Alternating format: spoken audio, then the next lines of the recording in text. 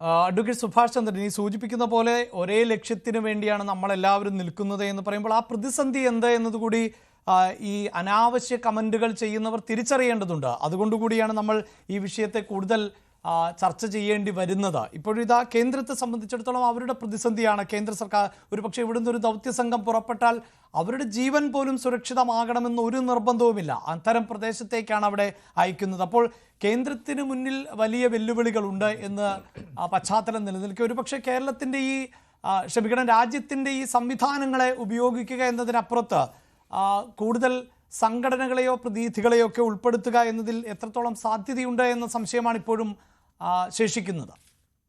അഭിലാഷ്, ഞാനൊരു കാര്യം ചോദിക്കട്ടെ. ഞങ്ങൾ ഈ പറയുന്ന 2023 നടത്തിയ നിയമ പോരാട്ടത്തിന്റെ ഭാഗമായി അനുമതി ലഭിച്ച് കഴിഞ്ഞ 1 വർഷവും 3 മാസവുമായി നിമിഷയുടെ അമ്മ പ്രേമകുമാരി അവിടെ താമസിക്കുന്നുണ്ട്.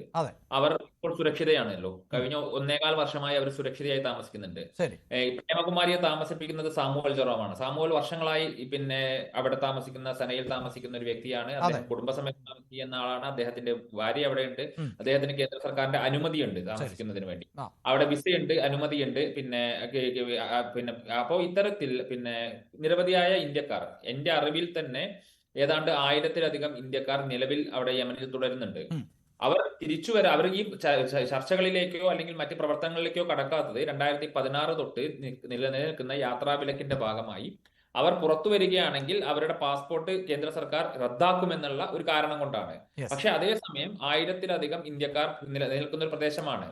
അപ്പൊ ഇത്തരത്തിലുള്ള സാഹചര്യങ്ങളൊക്കെ നിൽക്കുന്ന സമയത്ത് ഈ ഒരു ഡെലിഗേഷൻ പോകുന്ന സമയത്ത് മാത്രം എങ്ങനെ പ്രയാസം ഉണ്ടാകുന്നു? അതോടൊപ്പം തന്നെ കേന്ദ്ര സർക്കാരിന്റെ എംബസി ഇല്ല, പിന്നെ മിഷനുകൾ ഇല്ല എന്ന് പറയുമ്പോൾ നിമിഷയുടെ അമ്മയെ കൊണ്ടുപോകുന്നത് നാഫ എന്ന് പറയുന്ന അവിടുത്തെ താൽക്കാലിക എംബസി ഉദ്യോഗസ്ഥനാണ്. അതിന്റെ ഫോട്ടോഗ്രാഫുകൾ നമ്മുടെ മാധ്യമങ്ങളിലൂടെ വന്നതാണല്ലോ.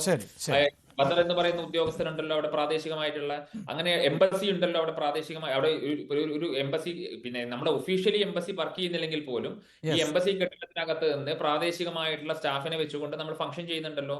അപ്പൊ പിന്നെ US ഉൾപ്പെടെയുള്ള UK ഉൾപ്പെടെയുള്ള രാജ്യങ്ങൾ വീണ്ടും തങ്ങളുടെ പൗരന്മാർക്ക് അവിടെ പോകാനുള്ള പിന്നെ അവകാശം കൊടുക്കുന്നുണ്ടല്ലോ, അവിടെ പോകുന്നുണ്ടല്ലോ. അവിടെ അവരുമായി പിന്നെ വ്യാപാര ബന്ധം ഉൾപ്പെടെയുള്ള ബന്ധങ്ങൾ. അപ്പൊ പഴയ അവസ്ഥയിൽ നിന്ന് മാറി പിന്നെ ഒരു നോർമലൈസ് ചെയ്ത അവസ്ഥയിലേക്ക് കാര്യങ്ങൾ ശരിയാണ്. നേരത്തെ 2016 തൊട്ട് 15 തൊട്ട് സിവിൽ വാർ നടന്നിരുന്ന സ്ഥലമാണ്. പ്രതിസന്ധികൾ ഉണ്ടായിരുന്നു. പക്ഷെ അത് മാറി ആ രാജ്യത്തിന്റെ സാഹചര്യം മാറുന്ന സമയത്ത് പിന്നെ ഞങ്ങൾ പറയുന്നത് ഞങ്ങൾക്ക് പോകണമെന്ന് ഒരു വാശിയുമില്ല. ഞങ്ങൾ 2022 ആദ്യത്തെ കേസ് തൊട്ട് ഞങ്ങൾ പറയുന്നത് ഇത് പൂർണ്ണമായും, ഇപ്പോഴും ഞങ്ങൾ പറയുന്നത് പൂർണ്ണമായും കേന്ദ്ര സർക്കാർ ഇത് ഏറ്റെടുക്കാൻ തയ്യാറാണെന്ന് പറഞ്ഞാൽ ഞങ്ങൾക്ക് സന്തോഷമേ ഉള്ളൂ.